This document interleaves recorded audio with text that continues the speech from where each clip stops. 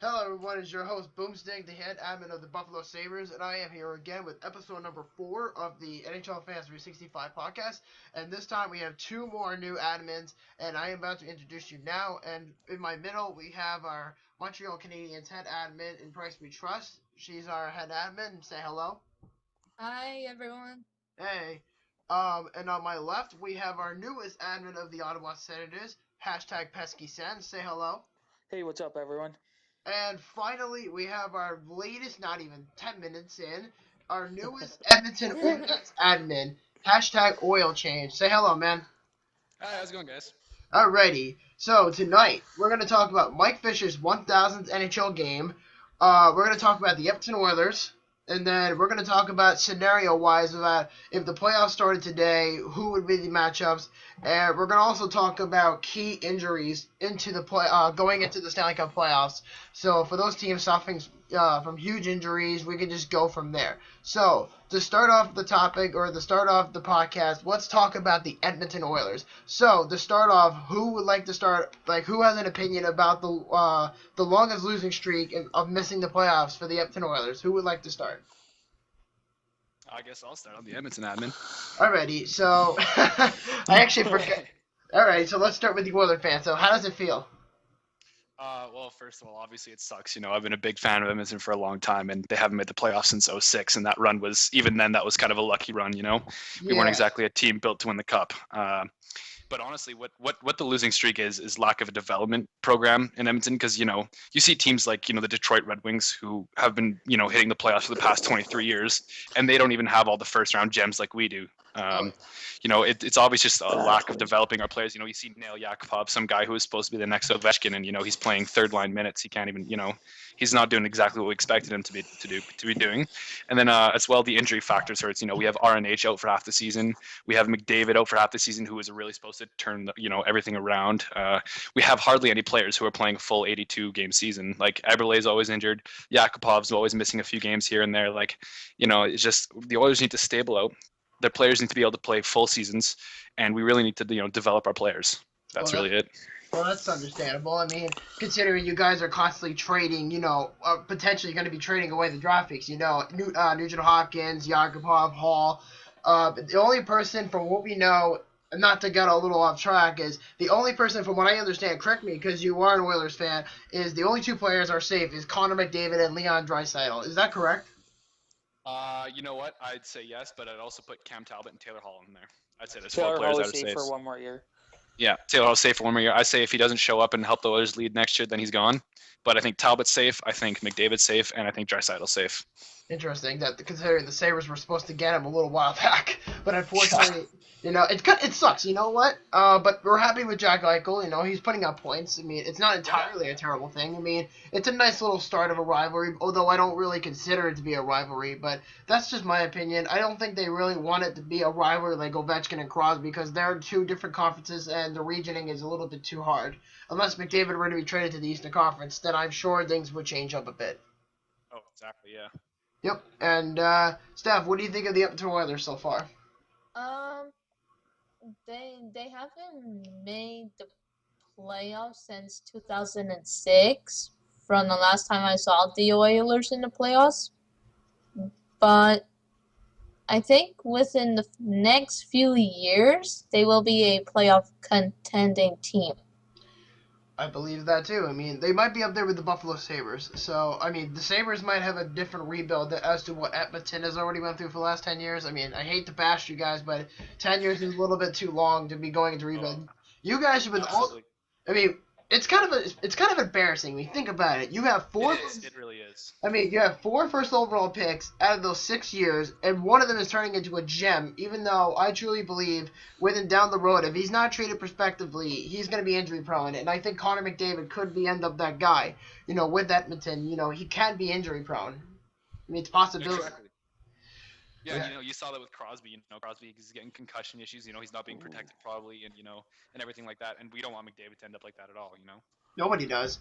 I mean, Eichel's a stronger player, so I mean that's why you can kind of see he's playing with collegial kids. I mean, I think it's nice that he was able to do that. But at the same time, coming September for the World Junior Tournament, whatever it is that's coming up, or the underage team. World Cup of Hockey, puppy. Yeah, you know what? I keep forgetting the name because there's so many tournaments coming up. I keep forgetting. So, I know McDavid and Eichel are going to be teammates, which is going to be nice to see. But we'll have to see what happens. And what do you think, Cord? What do you think of the Edmonton Oilers? I think that it's unfair that they get 4 of the first-round draft picks in 6 years, but I think they'll be a strong team come 2 more seasons, and they'll definitely be in the playoffs 100%. I mean, they need more help on defense than they do offense. Oh yeah, if they get the first pick again this year, they best be going for a defender Certainly. I mean, it would be interesting to see what they do. I mean, 10 years is a pretty long time. So, like I said, I think it's nice or that a goalie. or a goalie, yeah. They need help on defense and they need help with the goalie. And that's only fair to say, considering I'm a Sabres fan, because, they do need help on defense. But they also need another winger for Jack Eichel. So, if anything, I expect the Sabres to draft high in the draft, or maybe trade with Edmonton to get maybe Taylor Hall or Ryan Nugent-Hopkins. Maybe Neil Yakupov, because the Buffalo Sabres have been linked to be talking trade with Edmonton for quite some time now. I agree with that. Yeah. I mean, what would be the outcome for you, Jordan, if Edmonton were to make the trade with Buffalo? To make the it'd be difficult to say because I mean both teams would suffer and both teams would get better obviously with the trade. I don't know. It'd really have to be like the perfect trade where both teams absolutely get the most out of everything. I mean, I can't see them making the trade unless it's absolutely the best it can possibly be. I mean, I've heard things like, Cody Franson, Zemgus Girgensons, and some draft picks going to Edmonton for possibly Nuge or Yakupov or Hall. Not to say Taylor Hall straight up for Franson and Girgensons, but, you gotta, maybe Tyler Ennis could be available, but you never know with these things, so we'll find out come draft day. I mean, this draft is going to be a huge day, actually, guys. There's only really one phenom in this draft. Now, if the Edmonton Oilers were to get the first overall pick, what do they do with it? Do they draft Austin Matthews, or do they trade the pick? They trade the pick, absolutely. Trade the pick? There's no way they should not have another first round pick. I mean, what are we going to do? Wait another 5 years for Austin Matthews to become unreal? No. No. We need it right now. I mean, you guys definitely need the help. I mean, better than that, I think it's how many general managers have the Oilers gone through so far in terms of as far as this 10-year rebuild? Since Tambolini, we've gone through 4. 4 general managers? Wow, that's a lot. It really is. And I think we're at 8 head coaches now, 7 or 8. I believe so. But here's the thing. Regarding the Edmonton Oilers, I posted this earlier on the page before you came on to join the crew. But I said in this article from our pages off of Hockey Trades Rumors and Complete Hockey News and whatever, TSN, RDS, etc., they were saying that the changes in the upcoming draft lottery, and this has been considered nicknamed the Edmonton Oiler Rule, and they're saying that changes in the NHL draft lottery from last year gave the last place team, the Buffalo Sabres, less of a chance at drafting the first overall pick. Prior to this year's draft, a last place team has a 25% chance of landing the number 1 pick. And this year, with that number is down to 20%, that the Toronto Maple Leafs, which leaves them to a 50-50 shot of picking somewhere in the top 3. I think it's fair to say, you can't just... I mean, I said this too in our previous podcast. I mean, if you go back and watch or listen to what we have to say, we were talking about the draft lottery saying, give it to the team who, obviously lands in the first overall pick. Whoever, finishes last, give it to the first overall pick. I mean, don't do what the Penguins did in '84, which was to trade everybody away and just get the first overall pick. I mean, that's not fair to say that, Edmonton could do the same, but it's kind of hard to do considering of how bad they've been for the last, 10 years. Yeah, that's fair. Yeah. Absolutely. I mean, is there anything else you guys need to adjust? Well, like I said, it's pretty clear with the new rule coming up that we're not going to get first-round picks anymore. So, like I said earlier, we really actually need to develop our scouting programs and our development programs so we can, make some late-round steals and, actually develop players that, might not necessarily be the first all-star that we need, but at least be able to develop a second liner from a late 3rd or 4th round pick. That is fair enough to say, but correct me if I'm wrong. And doesn't Edmonton have 2 first-round picks? The one they got from Pittsburgh, or was that last year's draft? That was last year's, yeah. Last year's. But doesn't Edmonton have another pick? You know what? I am actually unsure about that. I think we had a pick, and I believe we traded it away at the deadline. To who? Do you remember? No, do not actually. I'll check up on that. Yeah, because I'm pretty sure Edmonton has two first round picks. Obviously, they're the top 3 pick, and then what's it called? The later draft picks. I think they got one from Pittsburgh for David Perron, unless they kept that pick. I'm not entirely sure. But any last statements, guys, before we move on from the Edmonton Oilers? Yeah, I got one question for the Oilers fan here. Who's your best player and why? Okay, well, this is where it gets interesting, because in terms of pure skill, I'm gonna say McDavid, because honestly, like, McDavid, he's young, I don't even care. He's gonna be one of the best players in the NHL, I think. But in terms of effort, and wanting to show up and wanting to lead and wanting to go 110% every night, Taylor Hall in my mind, absolutely. Cool. Interesting. Steph, what about you? Any last comments about the Oilers? Actually, no. Okay. And do you see yourself being a cup contender in 5 years? Is that for me? Yes. Oh yeah, absolutely. In 5 years, yeah. I mean, it's only fair to say. I mean, it's Edmonton, not to bash you, but, you guys got a while till you can actually get the players you want and kind of build from it. I mean, it's only fair. And moving on to the next question is Mike Fisher's 1,000th career game tonight, I believe against the Kings. So, Yes. does anybody have any memories of Mike Fisher? Oh, yes. Well, I have to ask the Ottawa Senator fan, because he is. Oh, yes. I gotta ask him. How do you feel about Mike Fisher, man? Loved him as a player. Wish he was still an Ottawa Senator. You wish that he was still an Ottawa Senator. And do you feel that they regret? Yeah, let me rephrase that. Do you feel like they regret trading him after 7-8 years ago they traded him? They traded him, I believe, 7 years ago. I don't think they regret it. I think they knew he needed to be with his wife in Nashville. So I think they did it for Fisher, not because the team wanted him gone. Yeah, because I know they had the similar situation. Not similar, because I know Roberto Luongo wanted to be closer to Florida to be with his wife. And I know that was stated a while ago, but he had to wait like 4 years to get out of Vancouver or something like that. But you know what? What would be your best memory with Mike Fisher as an Ottawa Senator? His 300th game in Ottawa. I was at the game, and it was just crazy. Fans actually cheered for him. I think it was the first time I actually felt like he deserved the appreciation he actually got. It was awesome. Really? I mean, he's a hell of a player, but I'm pretty sure he's playing with Philip Forsberg in Nashville. I mean, considering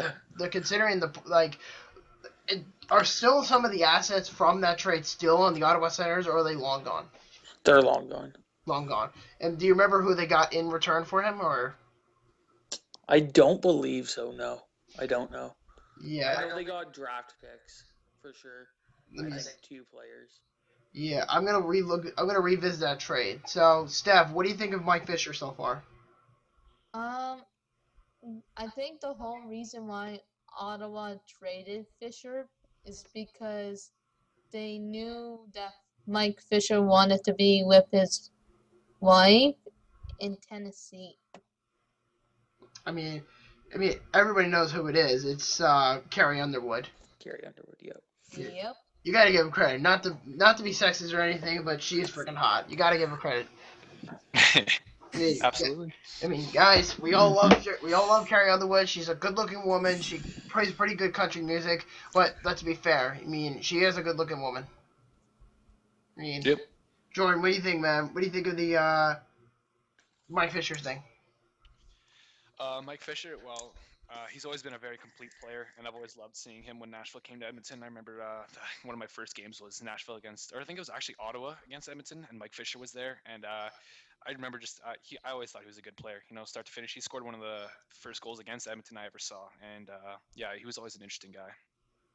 Interesting. I mean, I got to see him live for years when he was with the Ottawa Senators, and I think I believe he was with Danny Heatley and Daniel Alfredson at the time. When, yeah, I mean, they had really good connection. And then the one thing I remember the most was he was always a clutch player for the Sens in the playoffs, and especially in that first round playoff series in 2006 against Tampa Bay. He was on fire with with Heatley and Alfredson and with Spezza. I mean, it was incredible. I mean, you got to give him credit considering with all the crap he went through. But you know what? In the end, he's went through a lot for his career. Like, doesn't he have like 300 or 400 goals in his career, Mike Fisher? I'm looking at it right now, and yeah, he's hitting the 200 mark. He's at the 200 mark. Yeah, around there. I see. And I'm just looking up for the article in terms of confirmation about the trade that sent him there. Here we go. Going back from the 2010-2011 season, the Preds at that time frame acquired Mike Fisher for a first-round draft pick and a conditional second in 2012. So yes, it was 2 picks for Mike Fisher. It was a first and a conditional second. So I think. And they did get the second. They did get the second because. I believe, yes. Do you remember what the condition was, or? I think it was if the Sens going to the playoffs, they got it. If they did not, they were not. Interesting. I mean, it was only best. I mean, that was when the Sens started to really start going down decline without him there. Until Carlson came. Yep. Yeah, I mean, Carlson wasn't. I don't think. Don't get me wrong, he's a good player, but I don't think he's going to be the savior in Ottawa. I mean, you got to build around him, a little bit more. I mean, you can't. They started doing that this year, I believe. I mean, with the Phaneuf trade, I think that helped really quite a bit. I mean, I don't know if Dion Phaneuf's going to help, man. I mean, he got overpaid at $7.5 million with Toronto, and he's carrying that contract to Ottawa. I mean, it doesn't sound very pleasant, if you ask me. The whole money situation isn't great, but he is a solid defender. You can't get him wrong there. And Cody Ceci, his D partner, they're just 2 great defensive pairs. Cody Ceci can be his offensive skills now, as Phaneuf just stays home D. I liked the play since Phaneuf's been here. I mean, do you think Dion Phaneuf's a different player from that point forward, as from when he came from the trade? Sorry, can you repeat that? I said, do you think Dion Phaneuf, improved as a defenseman from his time in Ottawa than he would with Toronto? Yes, 100%. Yeah, he's improved so much as it is. He doesn't have to be he's not seen media now in Ottawa as much as he did in Toronto. Yeah, because the media there ate him alive. Same with Phil Kessel. Yep. Yeah. Exactly. Yeah, I mean, that's got to be harsh. I mean, in a city like Toronto, and I've only been there once, I know the media there is very critical, especially with their star players. I mean, they just want to win, and I understand that. As much as I despise the Leafs, I'm sure most of us hate them. But, you got, due to their credit, I mean, they're a very, big market, but they just kind of, want to be, part of the big crew, That's probably why they're mentioned in almost everything regarding a big name, Stamkos, McDavid, Tavares, you name it. Like, those guys like that, Gretzky, Lemieux, Lindros, I mean, except that one point they did get Eric Lindros, but that was probably, after, his concussions and his arrests and whatever, it was ridiculous. Yep, and do any of you else besides Corey, because he is obviously the Sens fan, do any of you have any feelings about the Ottawa Senators? Like you said, they have to build around Carlson, and I agree with them. I think they did that with Dion Phaneuf. I think he's going to really help because, it's not just going to be him solely defending like he was in Toronto, where he was the only defenseman that really knew what he was doing at the time, and I think that's really going to help Ottawa. I think so too. What about you, Steph? I agree with Jordan, because when Phaneuf, who I call Fagoo as a joke, when he was with Toronto, Phaneuf was literally the only defenseman that knows what in the hell he's doing. I mean, and the other defensemen just flip and flop everywhere. Now that he's with Ottawa, at least he has more defensemen to help him around. I mean, you got to think. I also kind of think that the Senators' defensive core kind of went downhill ever since they traded Jarrett Cowan. Because I know the Leafs have plans to buy him out at the end of the season so that he can be a free agent. And if anything, he's going to go back to the Ottawa Senators to be a defenseman. That's just in my opinion. I mean, you never know. Do you feel, Corey, that Ottawa's going to get him again? I don't. I'm saying this with respect, honestly, I don't think he will help the team. I think that's why they traded him. I just don't feel like he was getting the minutes he deserved, so I hope he goes somewhere that they'll actually play him. I think He will so. not get ice time in Ottawa, though, I don't think. I think if anywhere, he's going to go to the Buffalo Sabres to be a depth guy because, Tim Murray's a... Or Oilers. No, he's going to go to Buffalo. Just watch. I mean, he already got Robin Leonard and David Legwand there, and half of the Ottawa Senators is over there. So it only makes sense that Tim Murray, because obviously you know him as the assistant GM from Ottawa for so many years, and now he's the GM in Buffalo. He loves guys from Binghamton. He loves to bring in guys that he personally developed. As a scout. It only makes sense to bring him on board. So it would be interesting, but I think if anything, Jared Cow, and not because I'm a Sabres fan, but because I feel it coming. I mean, he's going to be a depth guy in there. That's just me. But moving on. Any more last comments about the Ottawa Senators? No. No? No, I'm good. You good? Corey? Yep. No, good. You good? Alrighty. Okay, here's a very interesting question. We talked about the Oilers, we talked about Mike Fisher and the Ottawa Senators. Now let's talk about what if the playoffs started today, as of, today. Like, if the regular season ended today, and all the teams were in Bay, like, what do you think would be, the winning games of those playoff series? And let me get the standings, and here we go. So, as we speak, it would be, at this point, the division winner would be Florida, and then Washington, of course, for the Metropolitan. And then, it would be Florida, Tampa Bay, and Boston. Washington, the Rangers, and the Penguins. And then for the two wildcard teams, and unfortunately they're having an injury problem with Halak, is the Islanders and the Red Wings, but potentially the Flyers. But we'll see what happens. And then for the West, we have Dallas. Potentially Ottawa. Yeah, but I think, I don't know, man. I think the Ottawa Senators are going to fall short going in. So do I, but I gotta keep hope. Of course, that's fanhood right there, man. I gotta give you prompts for that. Into the West we have Dallas, St. Louis, and Chicago, and then we have LA who clinched, Anaheim, San Jose, and then we have Nashville and Colorado as the two wildcard spots. So going in, it would be Florida against the New York Islanders, and then it would be Tampa against Boston. Then we would have Washington against Detroit, and then we have the Rangers against the Penguins. So starting with the first one, which I mentioned, was Florida and the New York Islanders. The Rangers. That's what you said. Oh, I did? I meant to say the Islanders. I apologize. So the Islanders and the Panthers. That's what I meant to say. Like, who would win that series? Panthers. Panthers in how many games? Panthers. 5 games. 5?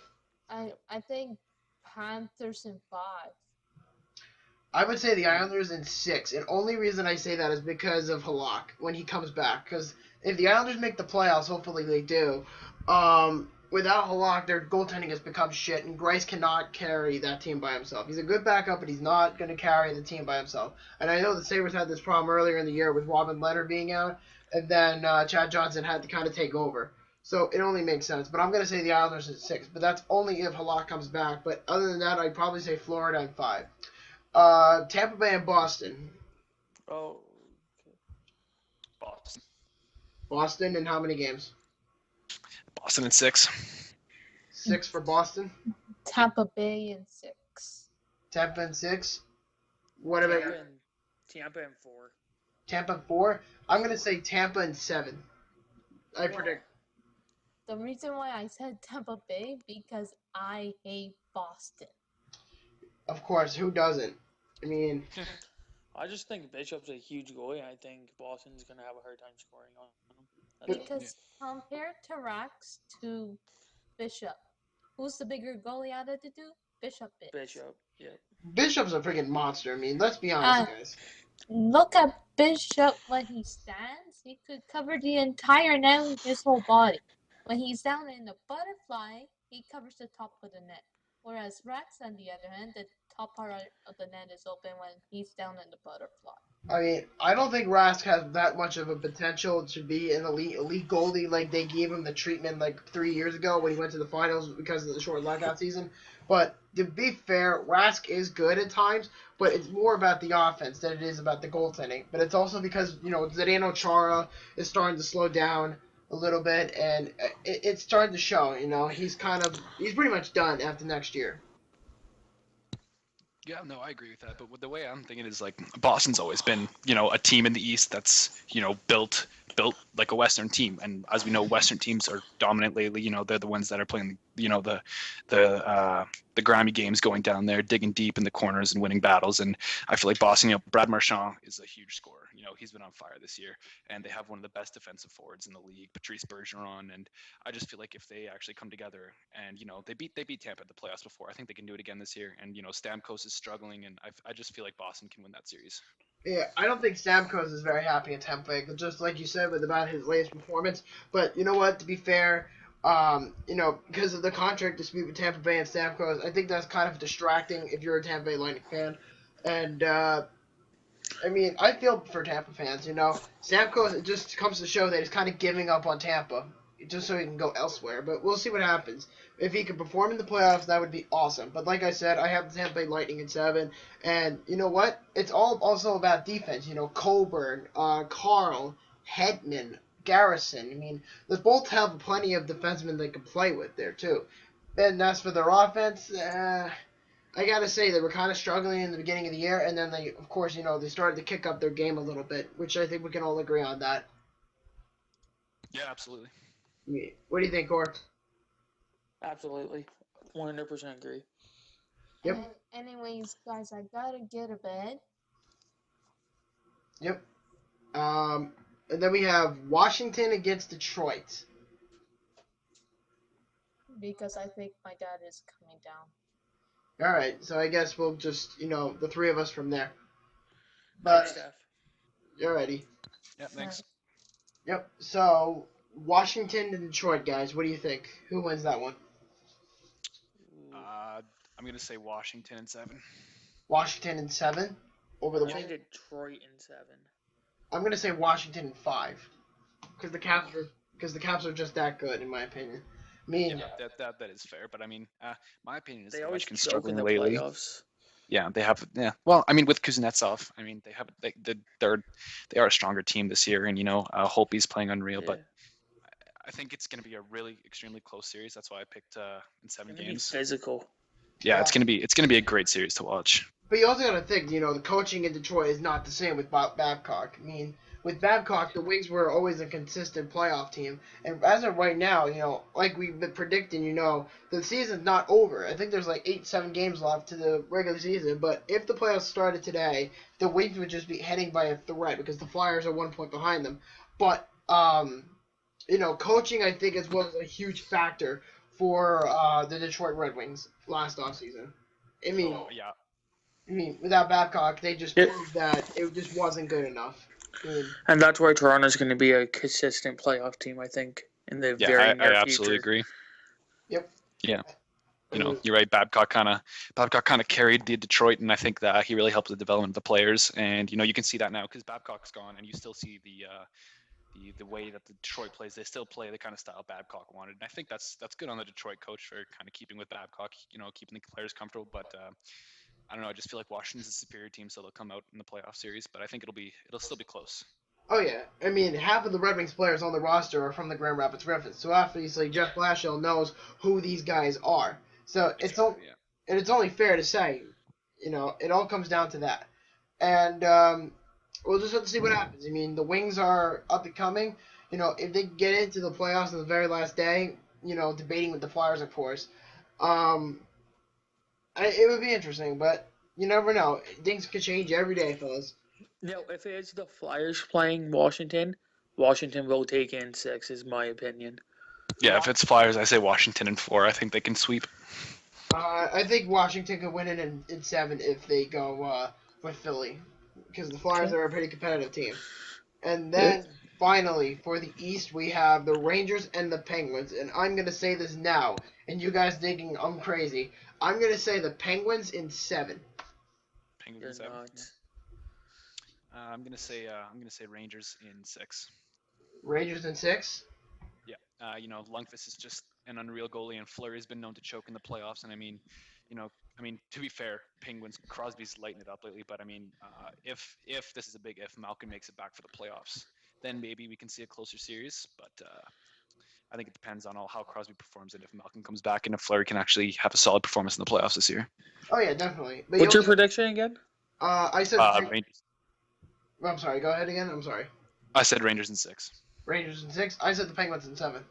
I'm saying Penguins in 5. Really? Yeah. Why? Yep. Crosby's been on fire, and I think his streak won't end until after the first round of the playoffs. I can see that. Crosby playing really good. But, I mean, with Rick Nash coming back and all the injuries finally going away from the New York, I think their defensive game and, that point where they were like one of the best teams in the NHL, I think they're going to come back to their best I'm pretty sure form. they're bringing Rick Nash back just to play in the playoffs, so that's my opinion. Yeah, he did score tonight, though, on his first game back from injury. He did. Congratulations to him, but I just think they're pushing it a little bit too soon. That's all. They are. I think they should, limit his ice time a little bit and make sure he's comfortable. Yeah, my problem with the Rangers is their defense, because every person who I know is a Ranger fan have all complained about the defense, saying, Dan Boyle's pretty much trash, and this and that, Girardi got overpaid, and every Ranger fan I almost know say, the only consistent defenseman on the roster is Ryan McDonough. I mean, that's And Mark Stahl.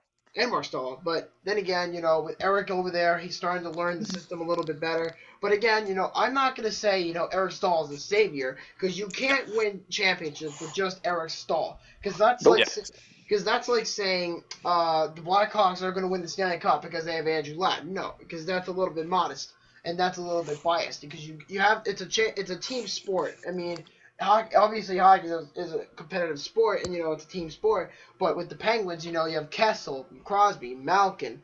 That's the big three. And then you have Kunitz, and you have Carl Hagelin, who's been surprisingly great since coming back to the Penguins from the Anaheim trade a little while back. I mean, it was great because I think he's been shifting lines with Crosby earlier in the when he first came to Pittsburgh in like mid-January.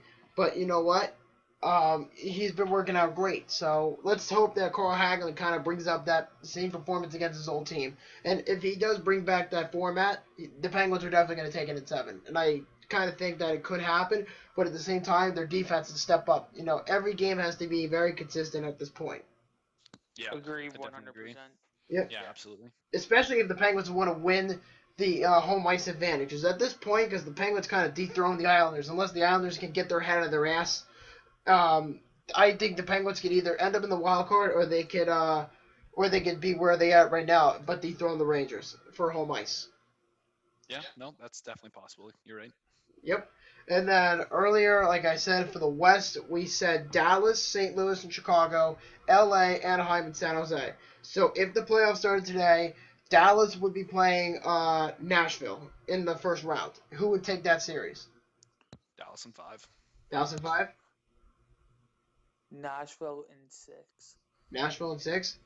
I'm going to say Dallas in 6, in my opinion. Don't forget the injury that just happened in Dallas, guys. Sorry? That is true, yeah, but second's not going to be out for that long. It wasn't a severe injury, and Ben's coming back soon, Dallas said. So I think they'll be okay for playoffs. I think the Stars... Oh, and you also have to think of Sagan. Sagan is out, too. Yeah, that's what I meant. Sagan. Yeah, he cut his Achilles, but he said it's not going to be more than like 4 weeks. So, I mean, it's a minimum 3 won't months be back. is what I've heard. Oh, really? Oh, I thought I read 4 weeks. My bad. Yeah, I could have sworn I heard Ben, but I might have been wrong. But you gotta think, Dallas' offense is pretty freaking good on paper. I mean, Sagan, Ben, Sharp, Spezza, yeah, Valerie Nichushkin. I mean, the Lindy Ruff's system, and as much as I love Lindy as a coach, I don't like him one bit in Dallas. I am sorry. I don't like him there. As a fan, it kind of upsets me because, it feels weird that he's coaching the team that beat my Sabres in the 99 Cup. So, and I have to deal with their bullshit for the next couple of years. I don't know. I just strongly disbelieve that Lindy Ruff will carry the Dallas Stars to a cup. And you know what? It's his team, so he can do whatever he wants from there. And I have no problem with him, winning a cup in Dallas. It would have been better if he won it in Buffalo, but we'll see what happens. I mean, if the Dallas Stars can exceed expectations, I would be very happy for him. But I would not like to see the Dallas Stars win the Stanley Cup at all. I hate them with the passion. I mean, like, No. yep. And what does anybody think of Dallas in terms of their defense? In terms of defense, well, Klingberg, is that his name? I can never remember his name. Yeah, John Klingberg. can't remember his name. Anyway, it's like some Swedish defenseman they have that's been putting up decent points for his first year. That's doing okay. I mean, if he can All show up Swedish playoff, I think they have a players do chance. that. Yeah, Yep. sure. But I think you're right. I don't think they're gonna make the cup final. I do think they'll make it past the first round though, but I don't think they'll be in the cup final. We'll have to see. And then, and you also have Chris Russell, and you have other names as well. Let me check the Dallas Stars roster. I'm pretty sure, because I have it right here. Hopefully my freaking app gives me what I need. This takes forever, guys. I apologize. But from what we know, Chris Russell's in there. John Klingberg's in there. Johnny Oduya, there's another name that's on there. Yeah, I mean, the Dallas Stars are pretty stacked on paper in terms of, offense. But their defense can use a little bit of work. Yeah, exactly, and that's why I don't think they'll make it far in the playoffs. I think their offense can carry them past the first round, and once they start playing the better teams, I think they're going to be done for. We'll have to see. And what does anybody think they're really about the Nashville Predators? Sorry, what? The Nashville Predators, like, what's your opinion about them going in if they were to play Dallas tomorrow? If they were to play them tomorrow, I think they would go in with a bunch of fight, and I think Dallas would get cocky, and that's why I'm predicting them in 6. Yeah. If Pekka Rinne can play healthy, if he stays healthy and can play consistent hockey, because he's been great all season, and I truly believe, if he can carry them, yep, and the Preds have so much talent, but then again, they just have to be careful what they do. Peter Laviolette's a smart coach, but at the same time, he's got so much to play with. Mike Fisher, Philip Forsberg, Craig Smith, just to name a few, Mike Ribeiro. Help me out here, guys. Who else does Nashville have? Mike Fisher. Philip Forsberg. Yeah, Mike Fisher. Yeah. Philip Forsberg, that was one. Forsberg, yeah. I'm trying to think. Fuck, what's his name? Not Paul Gaustad. Gaustad's done. Damn it, what's his first name? I forget. But yeah, you get the idea, though. But I think what matters the most is what's his face? If Roman Josi and Shea Weber can play their playoff performances, if they were like to come back and start up the retaliation for the playoffs, shut down Dallas's offense. I mean, it's only a matter of time if Dallas can get past Shea Weber and Roman Josi, because those two guys are just great. But I think what will really stand out the most is if Pekka Rinne is consistent. I agree. Yep. Yep. And Jordan, you still here, man? Yeah, he kind of dropped a little while ago, but I brought him back in. Moving in, we have who did I say? Nashville? Yeah, let me bring him back in. He's having trouble. The call got dropped. Anyway, St. Louis and Chicago. Who wins that one? Chicago in 5. Chicago 5? Chicago 5. Yeah, I agree. Chicago 5. Chicago. Sorry, I lost that for a bit. Yeah, I said that we were talking about Roman Josi and Shea Weber, saying that if they can play their best hockey, they can shut down Dallas's offense, and if Rinne plays great, then we can go from there. That's that's what I was commenting. And then I got distracted. With your phone call thing, but it doesn't matter. We got that fixed. But yeah, so I got Chicago in 7. I mean, not 7. I got Chicago in 4 because I feel I just think the Blues are not very good against the Blackhawks. I mean, let's face it. Every time the Blues get into the playoffs, they always end up playing Chicago. Always. I can't stand their coach. Who? Is it Hitchcock? Ken Hitchcock? No, old Rangers coach. What's his name? The Rangers? Older than that one. Yeah, that one. Oh, Tortorella. I cannot stand him. Why? What did he do now? He's a good coach. He yells at his players. He doesn't know how to develop. He has a temper tantrum. That's what you want. He flips at the media way too much over nothing. Yeah, but it's also in terms that he's one of the coaches that's not going to take the politically correct statements. He's going to voice his opinion like every person should. But in the end, that's just what he does at best. But I think he's a pretty decent coach. I just think he ends up in the wrong places and the wrong teams. I mean, that's just my opinion. I mean, he won the Cup in 2004, so it only makes sense, if he were to coach the Blues next season, I think that would be a very good thing for him because he could actually. Absolutely, I agree. He would. I agree. Yeah, his coaching style fits the St. Louis Blues perfectly. Oh yeah, definitely. And you know what? The Blues are a very good team, but they just need someone like Torts to come in and kind of tweak it up a bit and kind of go with his own ways. But you know what? In the end, I think Chicago was an overall, almost perfect team this year. But except they kind of slide down a bit since Patrick Sharp went out of the way to be traded to Dallas, like we mentioned earlier on the show. Dallas acquired Patrick Sharp over the summer. But I think obviously, the Hawks want their fourth cup. They're going to do everything in their power. So that's probably why they ended up getting Andrew Ladd. But I think the return that Winnipeg got was not very much. It wasn't a very big package in my opinion because they just pretty much wanted the first round draft pick. Yeah, I think Winnipeg's going through the rebuild. I think so too. And every Jet fan I know is like going crazy about Vander Kane every time he gets in trouble, which I don't think that's going to happen in a while. But you never know. But yeah, so back to the playoff prediction. So Chicago, we can all agree, they're going to win that series. I just don't think the Blues are strong enough, to beat Chicago. It's the same shit every year, and they're never going to go away from it as long as the Blackhawks are in the playoffs. So two of us said 5 games, and you said 4 games, correct? I said 4 games in favor of the Blues. Usually it goes 6, but I think it's going to be 4 because the Blackhawks are just that good, and they have enough experience to beat St. Louis in the playoffs. Let's be fair. I think if St. Louis can win, I think they'll win 1 game at home on home ice. They'll feed off the energy of the crowd. It's playoffs. They'll get going and they'll win 1 game at home. But other than that, I think Hawks got the series for sure. Definitely, I agree with that. And then we have the Kings and the Avalanche. Who wins that one? Kings. 7 games. Kings in King 7. Kings in Yeah. 7. I'm going to say the Avalanche in 6. And I'll tell you why.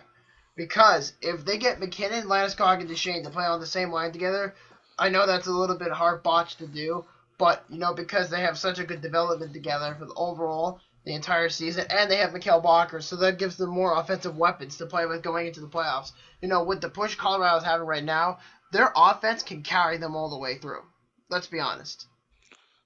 I agree with that, and that's why I'm saying 7 games, but I just don't think they can beat Quick that many times. I think Quick will be good enough that he can read their plays by Game 7, and I think LA will take Game 7 in that series. Yeah, and the one thing. And Doughty, come on, you can't go wrong with him there. And they have Lucic, someone who can really help in the playoffs. But I'm not really thinking the Kings are going to win. I'm thinking the Colorado Avalanche are going to lose, specifically because McKinnon and Duchesne are injured, and they're going to be back just in time for playoffs. And I think they're going to be a little bit rusty, and I don't think they're going to be in the best performance for playoffs. Well, there's time way to tell. And you have Jerome McGinley in there, and that guy's not playing great, of course. That's why I think Colorado's going to win, because if you have guys like Bakker and McGinley again there's a good chance that they could build up some chemistry, but you never know with these kind of things. Like I said, you guys are saying the Kings, which I have no problem with you saying. I have my own opinion about Colorado, so you never know. But I think the one thing the Avs are definitely going to miss going in was Ryan O'Reilly. I think he's going to be the missing link to Colorado's success going in. But you never know. Grigorenko's doing all right. Zadorov is in San Antonio. So it's never a bad thing that, Colorado has all these young players. But at the same time, their defense has to play a big role as well. Semyon Varlamov has to play a big role as well. Yeah, 100%. Definitely agree. Yeah. And, Varlamov is having a little bit of a weak season. But to be fair, I think if he really starts focusing on the playoffs, I think he can make a huge impact. And that's why I said 7 games, because it is going to be a close series. And I think in the 7th game, that game's going to be extremely close. And it's like a 51-49 in favor of Kings for me. I think it's going to be a close series. Speaking of the injuries, though, I just want to put this out there. I think Duchesne's going to come back and play very, very well for the Avs. I just think Game 7 is what it's going to come down to, and I just have a feeling LA's going to take that one. Yeah, LA also has a lot of experience in playoffs, Game 7, Justin Williams. Yeah, but the problem is Jay Will is not there anymore. He's in Washington. Ah, right.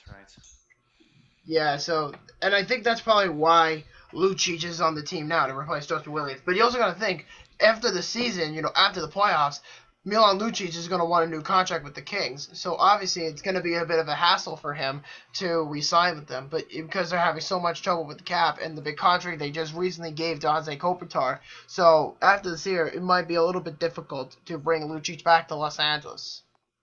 Yeah, I think the only way they're getting Lucic is coming back to the Kings is if they win the cup. But like you said, the cap's just way too tight. Oh yeah, and next year it's not supposed to drop. It's supposed to actually be subtracted by $4 million. So yeah, for the Kings, so it'll be a lot harder. Oh yeah, and on top of that, you have contracts like Jonathan Quick and Marion Gaborik. And Gaborik right now, I am saying, does not deserve that contract, even after. Absolutely not. He's underperforming. Yeah, Gaborik does not deserve that contract. I apologize. It's not worth it for him. No. Definitely not. And then, and let's just say, not Colorado. Neither does Quick. Yeah, I'm sorry. Go ahead, Quick. Neither does Quick deserve the contract he has, in my opinion. Yeah, but the thing is, Quick has 2 cups, and he's usually a Sure. U.S. Olympian, so I think it only makes sense. And he's been a Conn Smythe winner, and he's a Vezina Trophy finalist. So it's fair to say that he's one. I wouldn't say he's one of the top 5, maybe the top 10, but he's definitely not elite like he was a couple of years ago. Exactly. Yeah, his game's fallen off quite a bit. And he's 30 years old. Up there. Yeah. And he's 30 years old, so he's getting up there in age pretty quickly, even though he's in his prime right now. So. Let's, Colorado, take them out of the equation. What if it was not Colorado, but it was Minnesota? Do you think it would be the same impact, or do you think, or no? No, I think if it's Minnesota that the LA's playing, LA's gonna sweep them. I think LA in 5 if it's Minnesota. I'm gonna say LA in 4 if it's Minnesota. Yeah. If it's Minnesota, it's in 4, I think. Yep. For LA. And that will be a win, not just barely getting by. That is true. And then we are down to the last playoff series if it were to start tomorrow. Anaheim and San Jose. And they're really tight right now in terms of home ice. And right now the Ducks have the advantage. Who are you guys winning? I say Anaheim. Anaheim, and I'm going to go with 6. You're going to say Anaheim at 6? Yep. That's a tough one. I'm going to say Sharks. Sharks? 7. Sharks in 7.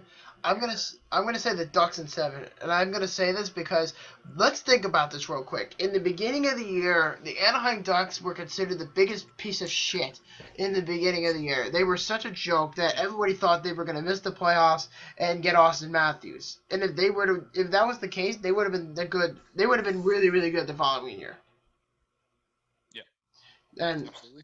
Yeah, what happened to them? They were so bad in the beginning of the year, and then all of a sudden they got all these players. They started acquiring, depth players. And the one guy, and I need the Ducks to do this too, is make it to the conference finals so the Sabres can get a conditional 2nd-round draft pick.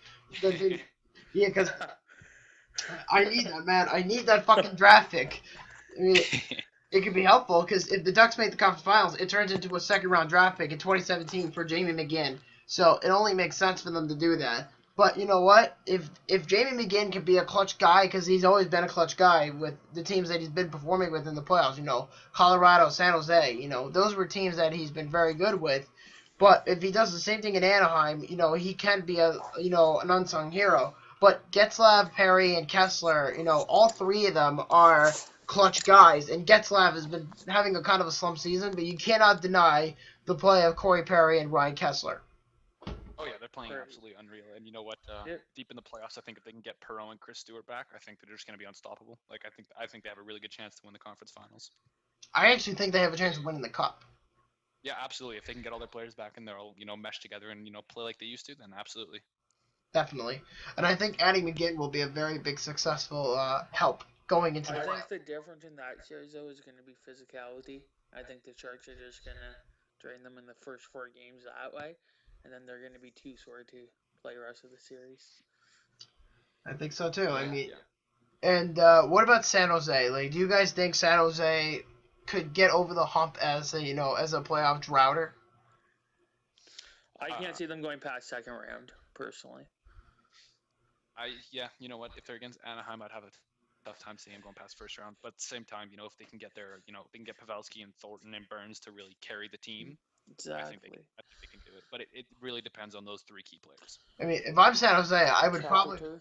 I mean, yeah, I would probably say, if I were San Jose and if I were Pete DeBoer, if I was that smart of a coach, I would definitely take Brent Burns off of defense and put him back on offense. Yeah. Yeah, for playoffs, yeah, I agree. And have him play alongside Joe Thornton and Patrick Marleau. I think that would be a very smart thing to do. But, obviously they're very stubborn with him playing on defense, so they're going to stick to what they know. And that's probably why they're such a miserable team in the playoffs, because they don't ever change, the positioning for Brent Burns. I agree. And the one thing I do disagree with, though, is if they're going to put Brent Burns forward, I think they should do it a couple of games before the playoffs start so we can get used to it. Because myself, I play defense, and sometimes my coach will throw me at the forward or defense and, just back and forth. So they can get a little, hard sometimes to get used to the, get back to the groove. So I think if they're going to put them forward for the playoffs, they really need to, give them 2 or 3 games before the playoffs start so we can get used to it. Minimum 2, yes. Definitely. I mean, there's only a matter of time. I mean, what do you guys think of the defense for San Jose? I think they're very physical and very big, and I think they don't necessarily have to be good if they can just take the body. I think the forwards will be able to carry the game. Absolutely. And what about you, Corey? I think that they're big, but if they're going to miss hits, they're just going to be out of position, and that's how they're going to lose if they lose the first round, is because they're going for the big hits that they're missing. Yeah, they can't miss the hits. I agree with that. I mean, I think they could, if they just have to win the little battles, with the offensive side of the puck and the defensive side of the puck, if they just help, their surroundings, because you have to always be consistent. Consistency is a big key factor in the playoffs. And speaking of consistency, and I want your opinion about this, guys, which of those 2 teams, and I know we haven't talked about this with the other ones, but because I think this is the most interesting one out of all the playoff teams, next to, the Penguins and the Rangers, that's just, my personal opinion. And probably the most interesting rivalry going into the playoffs. Which team has the best goaltending, San Jose or Anaheim? I think it's dead even. I don't think it's better than the other. I think it's dead even. I think San Jose has a very slight edge on them goaltending-wise. Yeah, I'm going to say Anaheim. I mean, if they put Gibson in goal against James Reimer, it might get a bit more interesting. But I think Reimer's been doing really well there. Oh yeah, you know what? So yeah, I mean, I could be saying the same thing about Devontae Smith-Pelly in New Jersey. He's had 6 goals in 7 games. I think that's a pretty incredible statement to make. But we're not here to talk about Jersey. We're talking about San Jose. I mean, sure. I think some of the players that the Sharks acquired through the trade deadline, James Reimer, Roman Pollock, Nick Spaulding, just those key acquisitions, to me, are going to be the big factor for the Sharks going into the playoffs. 100%, I would agree with that. Yeah. I mean, absolutely, yeah. I mean, between goaltending, I got to say Anaheim has the better chance, but you know what? San Jose has a really good chance to... Anaheim has the forwards, and the defenders are on the Sharks, in my opinion, for physicality on the forwards. I think the first 4 games is going to tell you what the series is. Definitely. I think Anaheim's the more skilled team. I think they have the better overall team. But the one thing is, if San Jose can play a complete game, defensive and offensive, and they can use the body and they can support each other through the whole series, I think they might be able to take it away. I believe that too. And any last comments about the playoff prediction, guys, as if it were to start tomorrow? I'm just glad they don't start tomorrow, so that Ottawa still has a chance of being in them. Yeah, I believe the finals my personal opinion is going to be the Rangers and Dallas Rangers and Dallas in the final. Yeah. And my prediction for that will be Panthers versus Sharks final. You're saying the Panthers and Sharks in the finals, and who did you say, Jordan?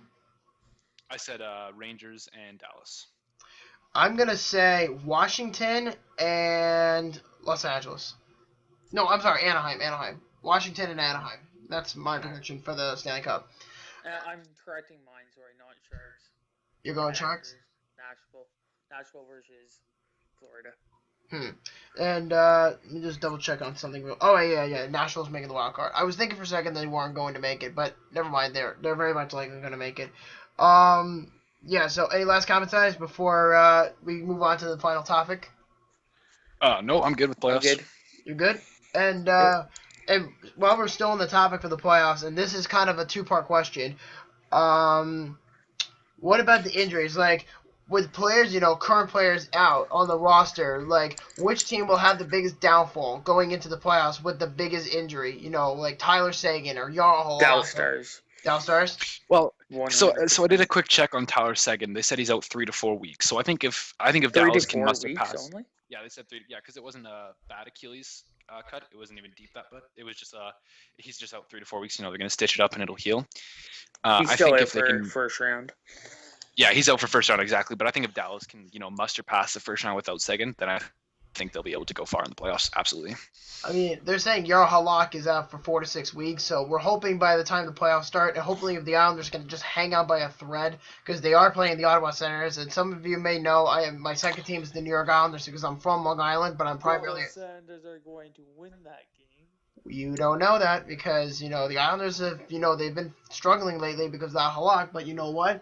The defense is in fault too, Cappy cannot play defense. He's more of an offensive guy. And in the end of his press conferences or post-game press conferences, he'd be like, oh, I thought they played a pretty good game. Even if they lost to Philly 4-1, he would still be saying it's a good game. Like, what are you fucking talking about?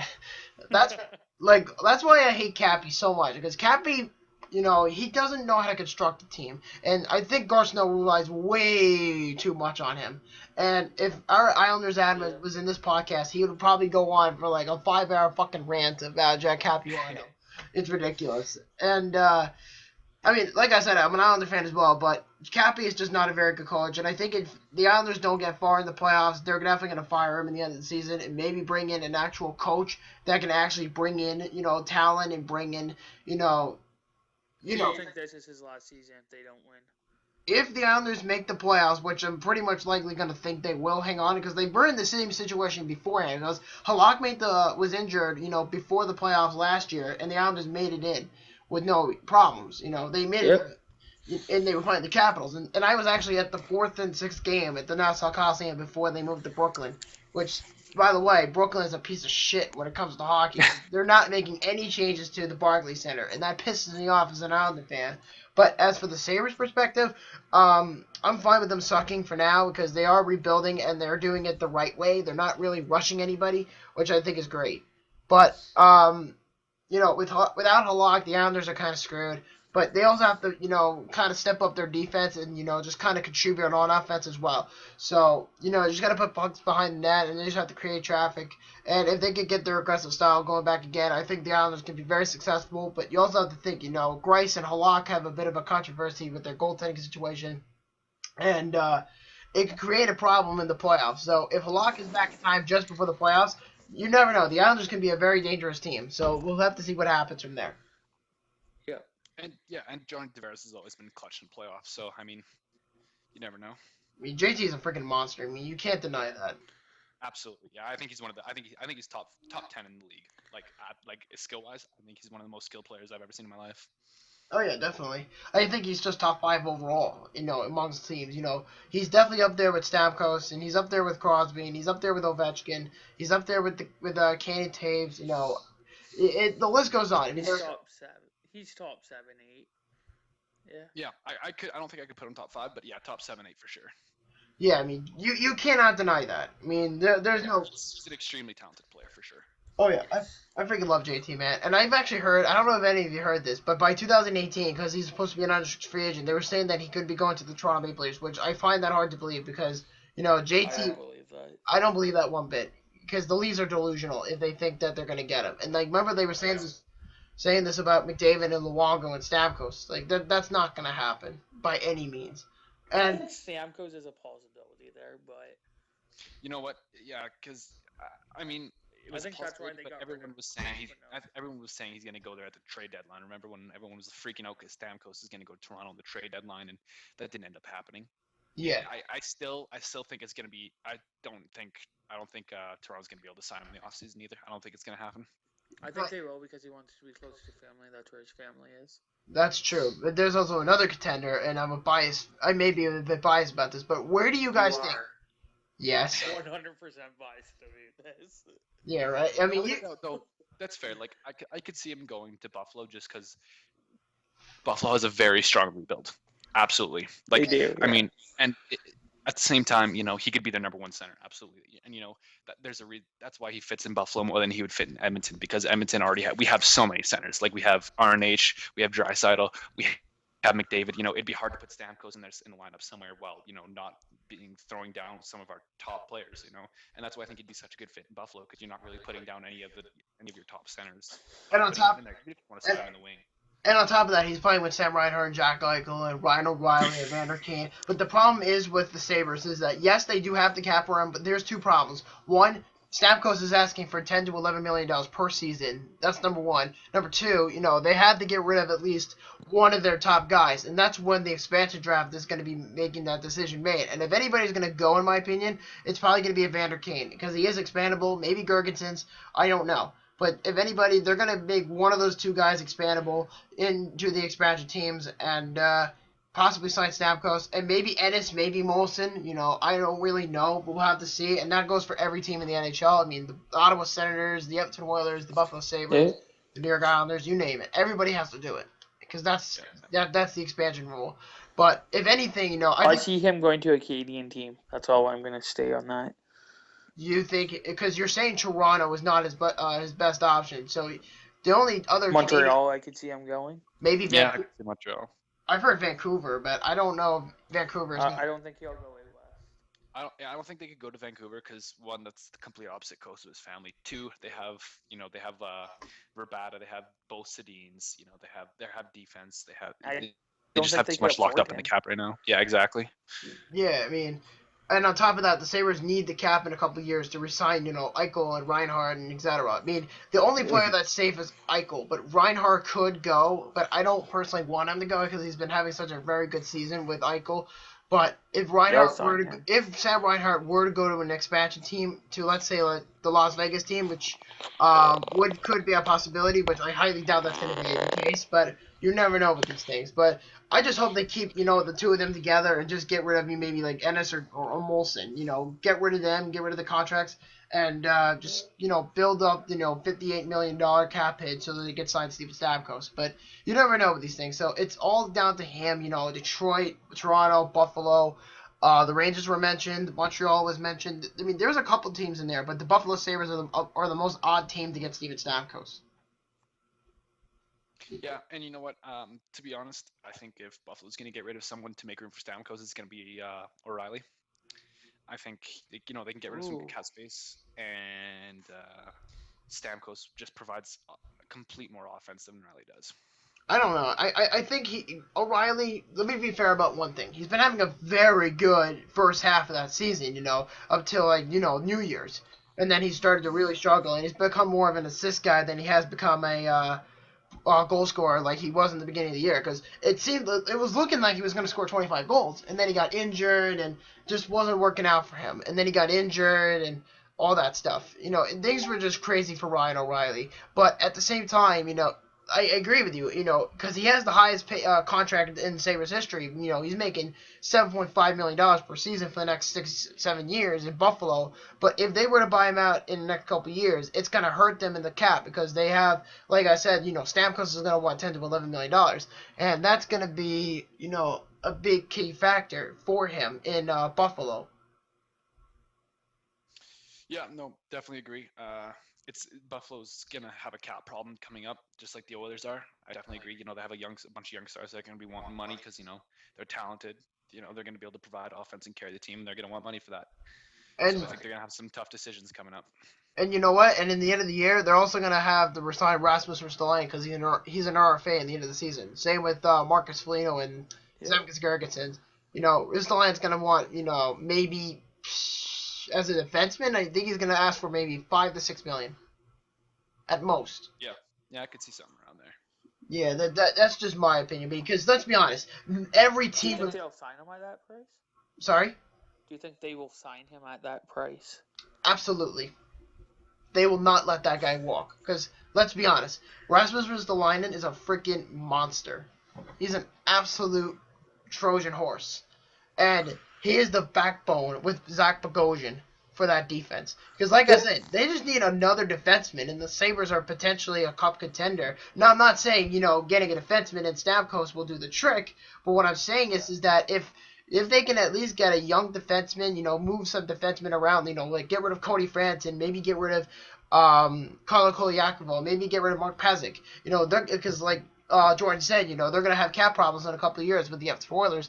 They got to dump some salary if they want to make these moves. It's only fair that if they want to get Stamkos, they got to make these moves, along with the expansion coming up.